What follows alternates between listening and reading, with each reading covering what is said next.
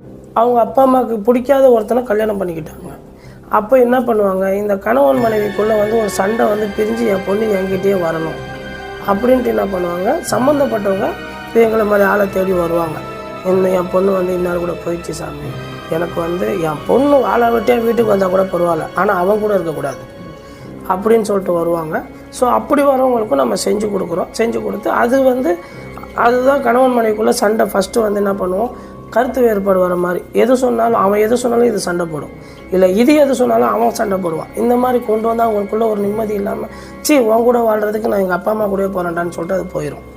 இது ரெண்டாவது நிலை தான் வந்து டைரெக்டாக ஒருத்தனை அடிக்கணும் அப்படின்னும்போது அவனுக்கு வந்து ஒரு சில விஷயங்கள்லாம் இந்த கவுச்சி சம்மந்தப்பட்டது, ரத்த சம்மந்தப்பட்ட இந்த மாதிரி விஷயங்கள் கொடுத்து சம்மந்தப்பட்ட ஆளோட ஒரு வியர்வை படக்கூடிய பனியனோ அந்த மாதிரி ஏதாவது ஒன்று வச்சு சம்மந்தப்பட்ட ஆளோட முடியை வச்சு இந்த மாதிரி பண்ணக்கூடியது அடுத்த ஸ்டேஜ்.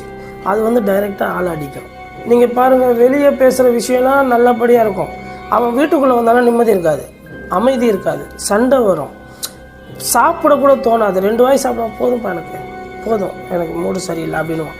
எப்பயுமே ஒருத்தவங்க செய்வனை செஞ்சால் கூட அந்த குழந்தைங்கள குறி வச்சு பண்ணுறது.